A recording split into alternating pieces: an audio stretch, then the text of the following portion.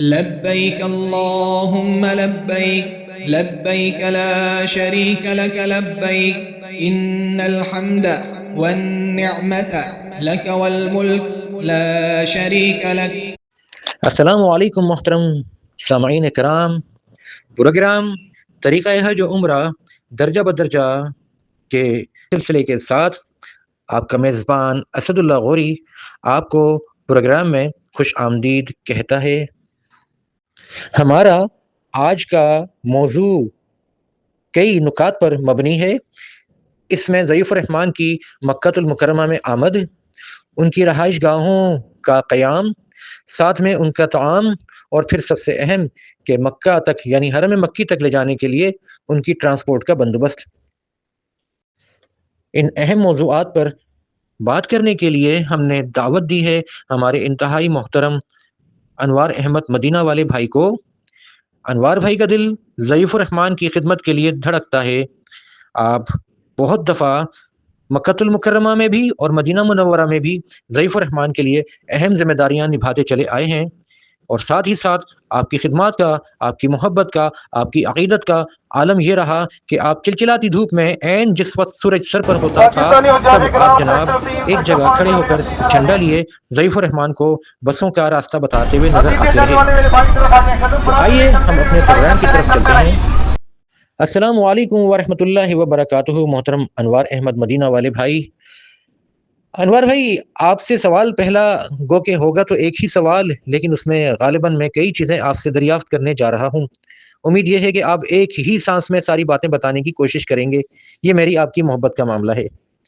انوار بھائی، مکہ میں جب قیام کے لیے ضیف الرحمن کو لایا جاتا ہے تو عموماً یہ عزیزیہ اور اس کے علاوہ بطحۂ قریش اور اسی طرح کے دوسرے علاقوں میں اتارے جاتے ہیں اپنی ٹرانسپورٹ سے، جو کہ عموماً 6-7 کلومیٹر کے فاصلے پر ہوتی ہیں. کم و بیش آپ اس سے زیادہ بھی کہہ سکتے ہیں، آپ اس سے کم بھی کہہ سکتے ہیں، لیکن یہ بات طے ہے کہ فاصلہ بہر کے اتنا ضرور ہوتا ہے کہ پیدل وہ وہاں سے حرم مکی آسانی کے ساتھ آ جا نہیں سکتے. اب سوال یہ ہے کہ جب کسی بلڈنگ کے سامنے ان کو اتارا جائے گا تو وہ پہلی کون سی نشانی ہے جس سے وہ اپنی عمارت کو یاد رکھیں؟ کیا وہ یہ دیکھیں کہ یہ عمارت بہت اونچی ہے یا بہت چوڑی ہے یا اس کے سامنے بہت چوڑی سڑک ہے؟ تو کیسے پتہ چلے گا کہ یہ پاکستان ہی کی بلڈنگ ہے؟ کیا اس کی کوئی شناخت بھی ہوتی ہے؟ پھر ہمیں یہ بتائیے گا کہ کیا وہاں معاونین بھی ہوتے ہیں خدمت کے لیے؟ وہاں کیا ہمارے پاکستان کی طرح سے پرائیویٹ چینلز لگے ہوئے ہوتے ہیں لابی کے اندر کہ ان کو دیکھ کر کچھ خبریں، کچھ سیاست اور کچھ دیگر معاملات کے بارے میں بھی آگاہی ہو سکے؟ اور ہاں، سب سے اہم بات کہ وہاں کمرے کس قسم کے ہوتے ہیں، کیونکہ یہاں تو بہت سے لوگ ڈبل بیڈ اور ٹرپل بیڈ کے لیے خطیر رقم بھی دیتے ہیں، تب جا کر ان کو یہ سہولیات ملتی ہیں. تو جو لوگ نہیں دیتے ان کے کمرے کیسے ہوتے ہیں، ان کے کتنے بیڈ ہوتے ہیں وہاں پر، یہ بھی ہمیں بتائیے گا. اور ہاں، وہاں سہولیات کیا ہوتی ہیں؟ کیا فریج ہوتا ہے کمرے کے اندر؟ کیا اے سی وغیرہ چل رہے ہوتے ہیں؟ کیا کپڑے دھونے کی مشینیں بھی ہوتی ہیں؟ تو ذرا ہمیں بتائیے تو صحیح انوار بھائی، یہ سارے کیا معاملات ہیں؟ جی وعلیکم السلام ورحمۃ اللہ. اسد بھائی آپ کا بہت بہت شکریہ، آپ نے مجھے اپنے پروگرام میں ایک مرتبہ پھر مدعو کیا اور موقع دیا اپنے خیالات کا اظہار کرنے کا.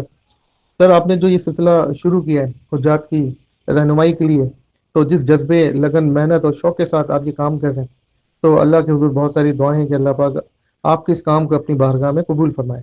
اچھا سر، ہم آتے ہیں آپ کے سوال کی طرف.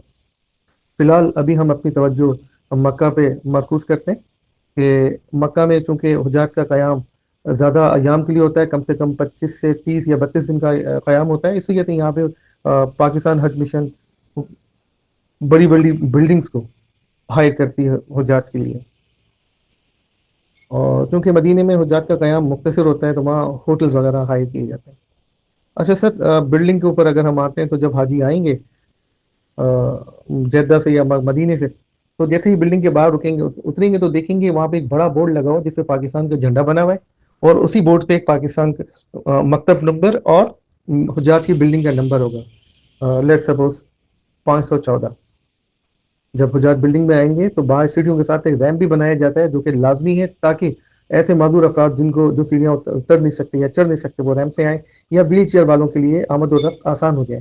بلڈنگ میں آپ جیسے ہی داخل ہوتے ہیں سامنے ایک ریسیپشن ہوگا جہاں پہ مومنین یا ناظرین بیٹھے ہوں گے، اور دائیں یا بائیں ایک لابی ہوگی بڑی سی جہاں پہ صوفے وغیرہ ہوں گے، سینٹر ٹیبل ہوگی، اور تقریباً ٹیلی ویژن 4 سے 5 یا 3 4 5 ٹیلی ویژن بھی لگے ہوتے ہیں، کیونکہ سیاسی ایکٹیویٹی سعودی عرب میں سختی کے ساتھ منائیں تو ان ٹیلی ویژن پہ سوائے المباشر लाइव पे और कोई चैनल नहीं चलता, यानी कि हरम की ट्रांसमिशन आप लाइव देखेंगे।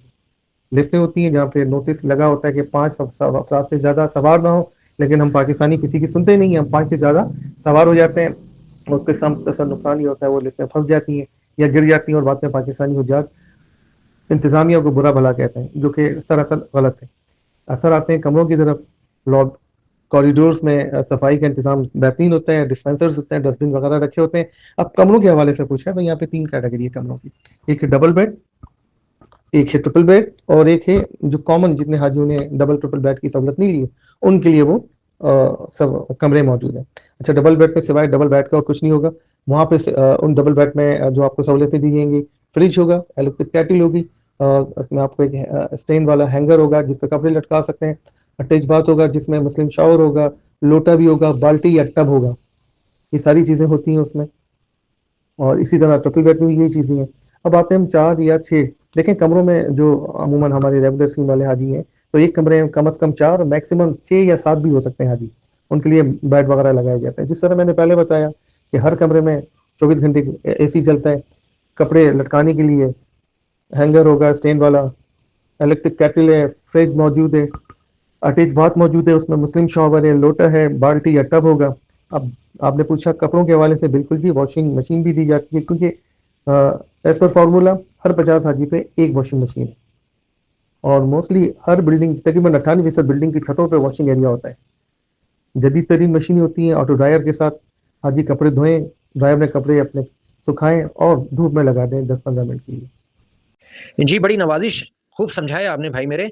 और यहाँ अपने सामाईन कराम के लिए एक वजाहत पेश करता चलूँ कि जब ज़ईफ़ुर रहमान अज़ीज़िया वगैरह में ठहरते हैं तो इमारत जो होती हैं वो रहायशी इमारतें होती हैं, उनको हम होटल का दर्जा नहीं दे सकते, ना ही हम उनको होटल कहते हैं, क्योंकि वहाँ पर किसी जगह पर कोई ऐसी कैंटीन नहीं होती जहाँ पर आप पैसे देकर चाय बनवा के पी लें या कोई बर्गर खरीद के खा लें। वहाँ पर आपको बिना कीमत ही चीज़ें मिलती हैं, लेकिन अपने-अपने औकात पर मिलती हैं। तो आइए ज़रा इस पर भी कुछ बातें कर लें, खाने-पीने की भी बातें हो जाएँ कि अनवर भाई हमें ये बताइएगा कि ये पाकिस्तानी खाना मिलेगा हमें या हमें सऊदी अरब का जो बना हुआ खाना होता है उनके ज़ायक़ों का वो मिलेगा? और ये भी बताइए कि क्या ये जो खाना पकाने वाले होते हैं, क्या ये वहीं के मकामी होंगे या हमारे वतन अज़ीज़ से भी लोग जाते हैं खाने वगैरह पकाने के लिए? क्या कोई कैटरिंग सिस्टम होता है इसका? कोई किसी को ठेका वगैरह दिया जाता है? और ये कि ये खाना कितने दफ़ा में मिलता है? मसलन ये वो सुबह नाश्ता, फिर दोपहर का खाना, फिर रात का खाना। क्योंकि सुना है कि बड़े होटलों पे तो वही बस 2 ही वक़्त का होता है। एक वो होता है दोपहर में किसी वक़्त या सुबह से किसी वक़्त शुरू होता है, खत्म हो जाता है, फिर एक शाम को या 4 बजे के करीब कहीं शुरू होता है। तो हम जैसे लोग तो 3 दफ़ा खाना खाने वाले हैं, तो ये 2 दफ़ा में तो बात बनेगी नहीं। इस पर भी ज़रा बताइएगा। और हाँ, ये ज़रूर बताइएगा कि खाने की क्वालिटी कैसी होती है? उसका क्या मतलब बड़ा हाइजीनिक होता होगा यकीनी तौर पर, ताज़ा-ताज़ा सा होता होगा?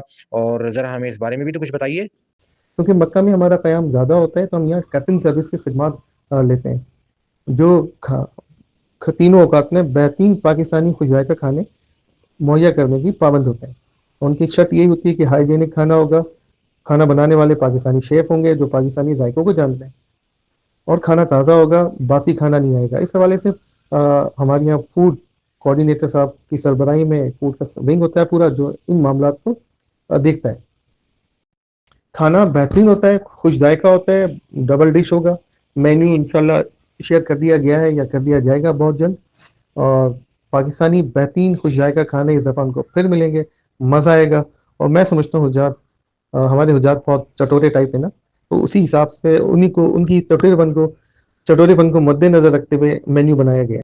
जी, अनवर भाई माशाल्लाह ये इतनी अच्छी-अच्छी बातें सुनकर तो मेरे मुँह में पानी भर आया। और मैं यहाँ अपने सामाईन कराम को बताता चलूँ कि पहले ये सहूलियात मैसर नहीं थीं और इसकी वजह से ज़ईफ़ुर रहमान का बहुत वक़्त ज़ाया होता था बाहर जाकर खाना ख़रीद कर खाने में। और उसमें कभी ऐसा भी होता था कि मेयारी खाना नहीं मिलता था, तो उनकी तबीयतें भी ख़राब हो जाया करती थीं। गोया इबादत में भी फ़र्क पड़ता था और सेहत भी जो है वो ख़राब हो जाती थी। लेकिन अल्हम्दुलिल्लाह कि अब सरकारी हवाले से भी और प्राइवेट में तो ख़ैर शुरू से ही होता है, खाने की तवज्जो काफ़ी बढ़ चुकी है। और अब तो साल ब साल ऐसी-ऐसी डिशें ऐड होने लग गई हैं जिनका पहले तसव्वुर ना था।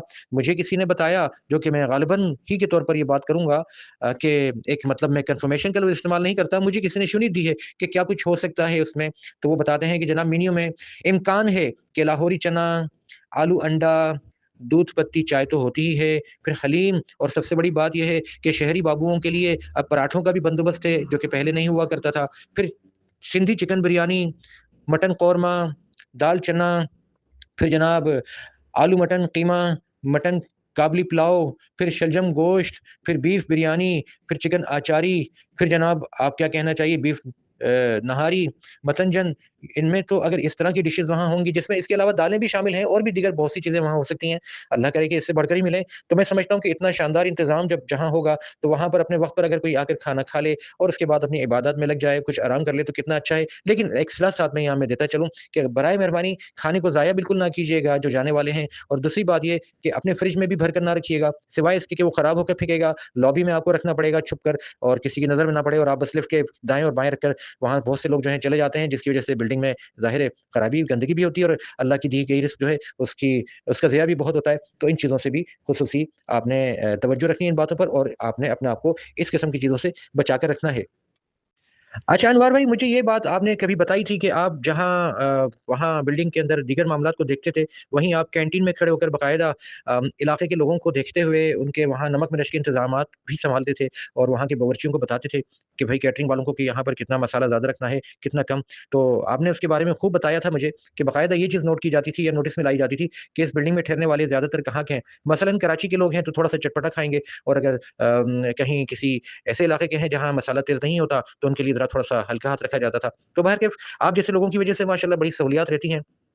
اب ہمیں ذرا آئیے گا اس طرف لے کر جہاں ہم ٹرانسپورٹ کی بات کریں گے کہ جناب یہ کیا چیزیں ہوتی ہیں ان میں اور کیسے دیکھا جاتا ہے. یہ بسیں جو ہیں کہاں سے چلتی ہیں اور کہاں تک چلتی ہیں. ہم نے تو یہاں تک بھی سنا ہے کہ بسا اوقات ایک نہیں بلکہ 2 بسیں بدل کے جانا پڑتا ہے حرم. اور ظاہر حرم جانے کا جو مین مقصد ہوتا ہے وہ یہی ہوتا ہے کہ وہاں جا کے نمازیں پڑھی جائیں، وہاں پہ جا کے طواف کیا جائے، کیونکہ حرم مکی میں واحد ایک ایسی جگہ ہے جہاں پر طواف کیا جا سکتا ہے. تو اتنی بڑی نعمت جہاں مل رہی ہو اور اتنی بڑی عبادت جہاں مل رہی ہو وہاں پر تو خوب آدمی دوڑ کر پہنچے اور اپنا ٹائم خوب ان چیزوں میں لگائے جو کہ دنیا میں کہیں اور دوبارہ آپ کو کہیں بھی نہیں مل سکتی. تو لمحات قیمتی ہوتے ہیں، ان کو غنیمت جانیے اور اس پہ خوب اپنا کام کیجیے. تو انوار بھائی یہ جو بسیں چلتی ہیں میرا خیال ہے 3 علاقے غالباً کافی دور دور ہوتے ہیں، جس میں نسیم ہے، بتائے قریش ہے، اور پھر عزیزیہ تو مین ہے نا جس کو کہتے ہیں ایک میلہ لگا ہوتا ہے. عزیزیہ کا تو اپنا ایک لطف ہے رہنے کا، مجھے تو یقین جانیے ابھی یہاں آپ سے بات کرتا ہوں آنکھوں میں وہ منظر یا مناظر جو ہیں وہ گھوم رہے ہیں. تو یہ تو میں نے جیسا کہ پہلے بھی ابھی عرض کیا کہ 6 7 8 کلومیٹر کا فاصلہ کہیں بنتا ہوگا.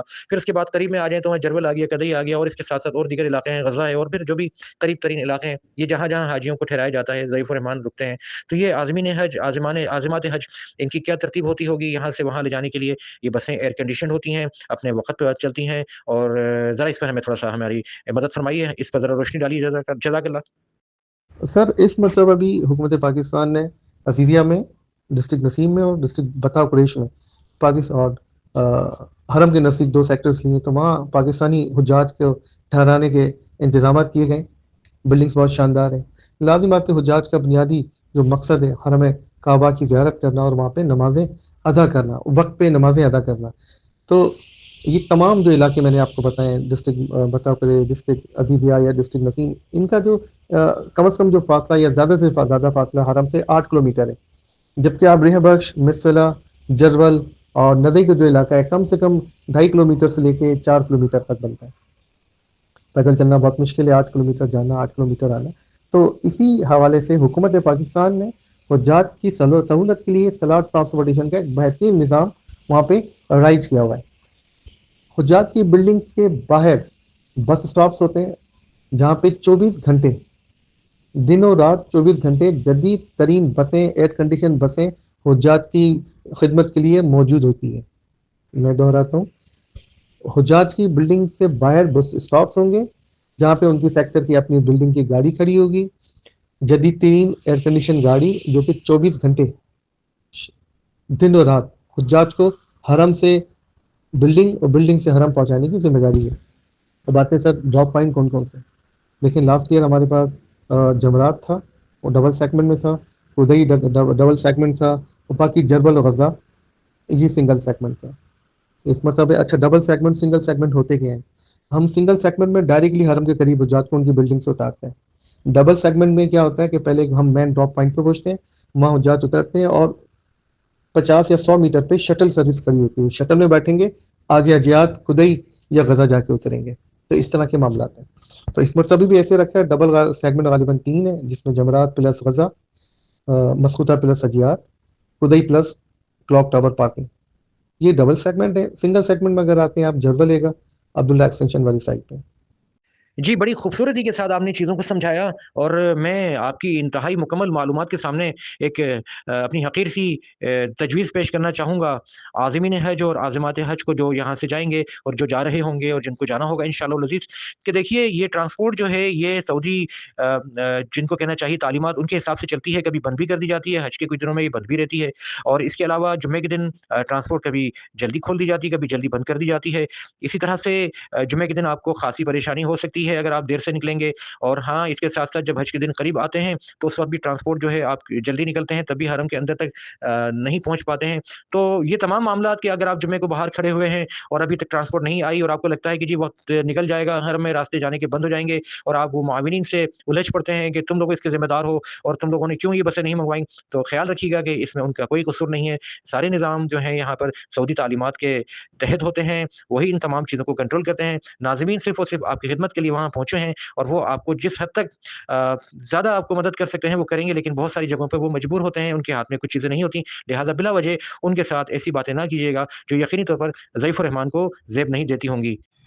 اچھا انوار بھائی، یہاں پر میرے ذہن میں ایک سوال ابھرتا ہے، اگر اجازت ہو تو پوچھ لوں کہ کچھ کھانے کی ڈشز میں نے بتا دیں، کچھ آپ بھی بتا دیں گے یقینی طور پر، لیکن اب یہ ہے کہ یہ انتظامات کیسے ہوتے ہیں امارات میں؟ کہاں کھانا دیا جاتا ہے؟ کہیں کمروں میں ہوتا ہے، کوئی ڈائننگ ہال ہوتا ہے؟ کون دیکھتا ہے ان تمام انتظامات کو؟ انتظامی امور کو دیکھنے والے ذمہ داران کہاں موجود ہوتے ہیں؟ کون سے اسپاٹس ہوتے ہیں ان کے؟ چونکہ ہم تو دیکھتے ہیں بس کچھ لوگ ہوتے ہیں جو کہ وہاں یقینی طور پر کھانا سرو کرنے کے حوالے سے نظر آتے ہیں ہمیں، تو ذمہ داران بہرحال بڑے لوگ جو ہیں وہ تو کہیں اور ہوتے ہوں گے۔ یہ بھی بتائیے گا کہ جو دوپہر کا کھانا ہے، پھر اس کے بعد صبح کا ناشتہ ہے، اور پھر رات کا کھانا ہے، کیا ان کے کوئی اوقات کار بھی ہوتے ہیں ان کے تحت یہ دیا جاتا ہے؟ پھر یہ کہ اگر کوئی لیٹ ہو جائے کسی وجہ سے بھی، ظاہر ہے لوگ عبادات کرنے کے لیے گئے ہوئے ہیں، کوئی حرم گیا ہے، آتے آتے وقت لگ گیا اس کو، تو اب اس کو کھانا کیسے ملے گا؟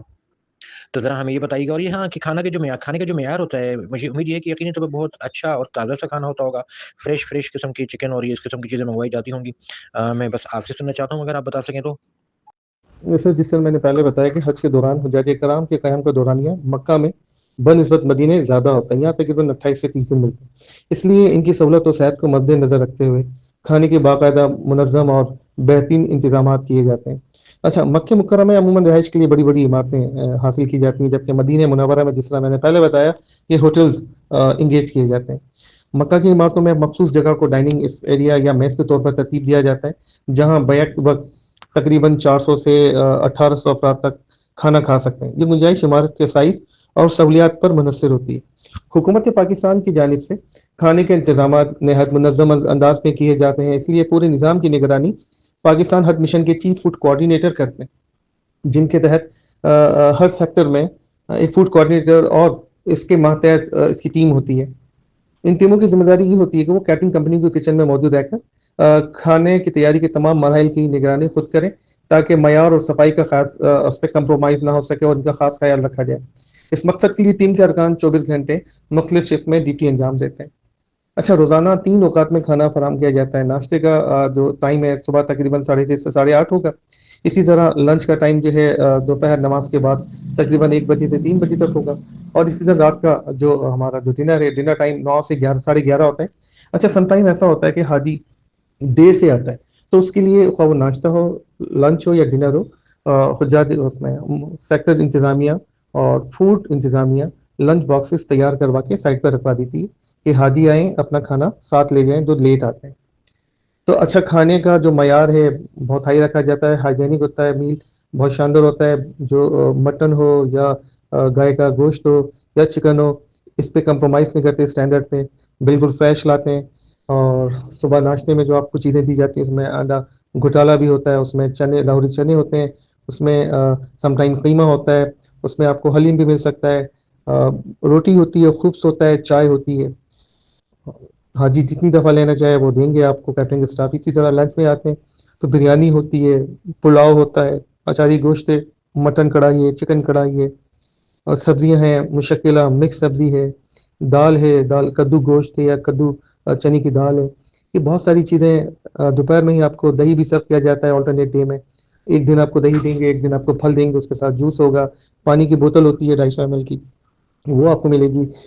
ڈنر پہ آتے ہیں تو ڈنر بھی اسی طرح ہے، اس میں حلیم بھی ہوتا ہے، اس میں قورمہ بھی ہوتا ہے، اس میں نہاری بھی ہوتی ہے، اس میں سبزی بھی ہوتی ہے، اس میں دال بھی ہوتا ہے، اس میں پلاؤ، بریانی، مٹن، اچاری گوشت، چکن اچاری گوشت، مطلب وغیرہ، بہت لمبی لسٹ ہے یہ. اور لیکن رات میں ایک ایڈیشن کیا جاتا ہے، اس میں میٹھا سرو کیا جاتا ہے. اس میں سویاں بھی ہو سکتی ہیں، کسٹرڈ بھی ہو سکتا ہے، کھیر بھی ہو سکتی ہے، حلوہ بھی ہوتا ہے، اور ساتھ میں گرین ٹی بھی سرو کی جاتی ہے. تو یہ حکومت پاکستان حج مشن کی پرائرٹی ہوتی ہے کہ حاجیوں کو فریش کھانا ملے. کھانا بچ جاتا ہے وہ پھینک دیا جاتا ہے، اگلی دفعہ وہ سرو نہیں کرتے. میز صاف ستھری رکھی جاتی ہے، اس کا سب سے پہلا یہی خیال رکھا جاتا ہے حاجی صاحب ایک بہترین ماحول میں آ کے کھانا کھا سکیں.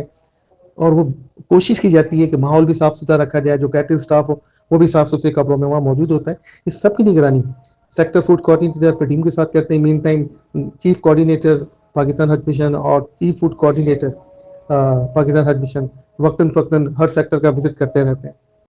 جی بہت شکریہ انوار بھائی، آپ نے جس تفصیل کے ساتھ دوبارہ سے نام گنوائے، مجھے تو ایسا لگتا ہے کہ ہم اور آپ دونوں مل کر ایک اچھا سا ہوٹل بھی کھول سکتے ہیں، کیونکہ ذائقے تو سارے ہی پتہ ہیں آپ کو اور میں نے بھی کچھ یاد تو کر ہی لیے. لیکن انوار بھائی، میں یہاں اس موقع کی مناسبت سے میں ایک بات کرتا چلوں اپنے ضعیف الرحمان سے کہ دیکھیے، کووڈ کے دور کو چھوڑ کر اب تک کا انتظام تو کچھ ایسا ہی ہے کہ آپ کو ایک ٹرے ملے گی وہاں سے، اور وہ ٹرے لے کر آپ آگے بڑھیں گے اور ایک قطار لگا لیں گے. سب سے آگے جو شخص چل رہا ہوگا وہ وہاں سے پہلے آگے بڑھے گا، وہاں سے ایک پانی کی بوتل اٹھائے گا، پھر آگے اس کو کوئی سیب یا مالٹا یا کیلا وغیرہ دیا جائے گا، جو کہ یقینی طور پر وہاں پر معاونین ہوتے ہیں، کچن کو دیکھنے والے ہوتے ہیں، باوردی ہوتے ہیں. پھر آگے چلیں گے تو کوئی آپ کو سالن نکال کے اس ٹرے میں رکھ دے گا، پھر آگے بڑھیں گے تو کوئی اس میں روٹی رکھ دے گا، اور اس طرح سے آپ آگے چلتے چلتے ایک چینل کے تحت اپنی میز پر جا کر اپنی کرسی پہ بیٹھ کر یہ کھانا جو ہے تناول فرمائیں گے. اب یہاں ایسا ہے کہ آپ یہ بھی کہہ سکتے ہیں کہ جی ہم 2 افراد ہیں یا 3 افراد ہیں، وہ بنا کسی تحقیق کے آپ کو 2 یا 3 افراد کا کھانا نکال کے دے دیں گے. آپ بعد میں بھی لے سکتے ہیں، لیکن ضرورت پڑتی نہیں ہے، چونکہ ماشاءاللہ خاصی مقدار میں وہ یہ سب کچھ دیتے ہیں. اب ہوتا یہاں پر کچھ یوں ہے کہ خواتین بھی وہیں چلی جاتی ہیں جہاں مرد افراد ہوتے ہیں، تو ظاہر سی بات ہے مرد حضرات کے ساتھ خواتین کا لگنا، اور وہ بھی حج کے موقع پر بہت سے لوگوں کو گراں گزرتا ہے. اور ہلکی ہلکی دبی آوازوں سے کہا جاتا ہے کہ بھئی خواتین وہاں چلی جائیں یا یہاں آ جائیں، لیکن ایسا ہوتا نہیں ہے. مرد حضرات بھی کچھ خواتین کو آگے بڑھا دیتے ہیں کہ چلیے لیڈیز فرسٹ کے اصول پر ان کو جلدی نمبر مل جائے گا. تو ان چیزوں سے بھی اجتناب کرنا ہے آپ نے. ایک اہم ترین بات یہ ہے کہ لوگ ان ٹریز پر جو کھانا لے کر جاتے ہیں اس کے بعد کبھی کوئی اپنے کمرے میں لے جاتا ہے، کبھی لفٹ سے گزر رہا ہوتا ہے تو لفٹ کے اندر وہ سالن گر جاتا ہے، کبھی وہاں اپنے کمرے میں ٹرے رکھ کے بھول جاتے ہیں یا واپس لا کر نہیں رکھتے. تو پھر ضعیف الرحمان بیچارے اور وہ جو معاونین ہیں وہ کھانے کے وقت جب افراد کی زیادہ تعداد ہوتی ہے تو یہ ٹرے ڈھونڈتے ہوئے نظر آتے ہیں، جو کہ پھر مل نہیں پا رہی ہوتی. پھر ہوتا یہ کہ مجھ جیسا کوئی شخص وہاں جا کر کھڑا ہو جاتا ہے جہاں پر انوار بھائی کھانا کھا رہے ہوتے ہیں، اور میں ان سے درخواست کر دیتا ہوں کہ انوار بھائی جب آپ کھا چکے تو یہ ٹرے مجھے دے دیجیے گا، پھر میں اپنا کھانا کھاؤں گا. تو اس پریشانی سے بچنے کے لیے بہترین حل یہ ہے کہ ہم ایک دوسرے کے ساتھ تعاون کریں اور چیزوں کو جو ہے اپنے اسلوب کے ساتھ لے کے چلیں، تاکہ سب کے لیے سہولت رہے. خواتین کی قطار الگ لگے، حضرات کی الگ لگے، خواتین ایک کونے میں بیٹھ کر کھانا کھائیں، مرد دوسرے کونے میں بیٹھ کر کھانا کھائیں، تاکہ ایک خواتین اور مرد کا احترام اور پردہ بھی اپنی جگہ پر رہے اور یقینی طور پر سہولت بھی بہتر رہے. اچھا انوار بھائی، بس آخر میں آپ سے آخری سوال پوچھنا چاہوں گا، اور وہ یہ کہ ظاہر ہے ہم نے قیام کی بات بھی کر لی، ہم نے طعام کی بات بھی کر لی، ہم نے ٹرانسپورٹ کی بھی بات کر لی، کھانے کے لیے ڈائننگ ہال کی بھی بات ہو گئی، لفٹ پر بات تھوڑی سی رہ گئی. تو اس کو بتا دیا جاتا ہے کہ بھائی لفٹ جو ہے اس میں ایک مقررہ تعداد میں لوگ سفر کرتے ہیں، تو برائے مہربانی اس سے زیادہ لوگ نہ جائیں، اس سے باہر آ جائیں، اور ایک دوسرے سے لڑیں بھی نہیں، چونکہ حج کے موقع پر آپس میں لڑنا اور الجھنا ظاہر ہے کوئی اچھی بات تو نہیں ہے. اور نماز کے اوقات سے کچھ پہلے اتر جائے کیجیے، چونکہ نماز کے اوقات میں کافی رش ہو جاتا ہے، کھانے کے اوقات میں کافی رش ہوتا ہے لفٹ میں. اس وقت معاونین بیچارے کہتے رہ جاتے ہیں، لوگ بائی پاس کرتے ہوئے لفٹ کو اوپر نیچے بکاتے ہیں، اور بیچ والی فلور والے جو ہیں وہ دیکھتے رہتے ہیں کہ لفٹ رکی نہیں اور آگے بڑھ گئی. تو ان سب چیزوں کے حوالے سے بھی آپ خوب سیکھ کر جائیے. تو اب ایک بات انوار بھائی جو پوچھنی ہے مجھے وہ یہ کہ کیا کوئی ایسا ہی جگہ بھی ہوتی ہے جو عارضی طور پر عبادت گاہ، یعنی جس کو کہنا چاہیے ایسا ہال وغیرہ جس میں جا کے نماز وغیرہ پڑھی جائے، وہاں کچھ اس قسم کا انتظام ہو؟ تو ذرا اس پر مختصر سا بتا کر آپ ہمیں انفارم کریں گے تو انشاءاللہ پھر یہ پروگرام ہم اپنا مکمل کیے لیتے ہیں. اور ہاں، چلتے چلتے ایک چھوٹی سی بات اور مختصراً عرض کر دیجیے گا کہ کیا وہاں بیٹھ کر ہم فکری نشست لگا سکتے ہیں جس پر کسی کو کوئی اعتراض نہ ہو؟ جی اسد بھائی، آپ نے سوال بہت جو کیا ہے بہت اہمیت کا حامل ہے. اس کے جواب میں یہ عرض کرتا چلوں کہ مکۃ المکرمہ میں حجاج کرام کی رہائش کے لیے جو عمارتیں مختص کی جاتی ہیں، ان میں نماز کی ادائیگی کے لیے باقاعدہ ایک مخصوص جگہ رکھی جاتی ہے، جسے عمومی طور پہ ہم جائے نماز کہتے ہیں. اچھا، اس جگہ کا سائز اور گنجائش جو ہے نا، مکمل طور پر اس عمارت میں جو حجاج مقیم ہوتے ہیں تو ان کی تعداد کے مطابق طے کی جاتی ہے. مثلا بالفرض یوں سمجھیں کہ اگر کسی عمارت میں 1200-1300 حاجی ہیں تو اس کے لیے بیسمنٹ یا کسی کشادہ حصے میں وسیع جگہ کا نماز کا انتظام کیا جاتا ہے، جبکہ اگر کسی بلڈنگ میں 300 یا 400 حجاج ہیں تو اسی تناسب سے مناسب جگہ فراہم کی جاتی ہے تاکہ سب حجاج بآسانی بروقت عبادت اور نماز ادا کر سکیں. اچھا، جہاں تک آپ نے تربیتی سرگرمیوں کے حوالے سے معلوم کیا ہے تو تربیتی سرگرمیوں کا تعلق ہے تو یہ بات ہمیں ذہن میں رکھنا ضروری ہے کہ سعودی حکام مذہبی امور میں ڈسپلن برقرار رکھنے کے لیے خاصی سختی سے جو رولز اینڈ ریگولیشنز ہیں اس پر عمل کرتے ہیں. تو اسی بنا پر کسی بھی جائے نماز یا رہائشی عمارت میں خود مذہبی اجتماعات درس یا ایسی محفل کی اجازت نہیں ہے جن سے اختلافی یا مسلکی نوعیت کی بحث پیدا ہونے کا اندیشہ ہو. بہت شکریہ انوار بھائی، آپ نے اپنا قیمتی وقت نکالا اور ہمارا وقت انتہائی قیمتی بنایا. یقینی طور پر بہت سی ایسی باتیں آج سیکھنے کو ملیں جو اس سے پہلے ہمیں پتہ نہ تھیں. ہم آپ کا شکریہ ادا کرتے ہیں. اور سامعین کرام، اس کے ساتھ ہی ہم آج کے پروگرام کا اختتام کرتے ہیں. انشاءاللہ بہت جلد اگلے پروگرام میں پھر حاضر ہوں گے نئے عنوان کے ساتھ. لیکن آپ سے درخواست یہ ہے کہ آپ یہ پروگرام نہ صرف خود دیکھیے بلکہ دوسروں کو بھی بھیجیے تاکہ ان کے اندر ایک ترغیب بھی پیدا ہو، اور جو جانے والے ہیں ان کے لیے اس میں یقینی طور پر بہت سے ایسے معاملات ہیں جن پر تربیت بھی بہت اچھی ہو سکتی ہے. اور اپنے کامنٹس ضرور دیجیے گا آپ، تاکہ پتہ چل سکے کہ آپ کے کچھ سوالات ہیں. اگر آپ یہاں یوٹیوب پر اگر یہ سوالات درج کریں گے تو امید یہ ہے کہ انشاءاللہ ہمارے ذمہ داران آپ کو اس پر جواب دیں گے. اگلے پروگرام تک کے لیے اجازت دیجیے، پھر انشاءاللہ آپ سے ملاقات ہوتی ہے. السلام علیکم ورحمۃ اللہ وبرکاتہ.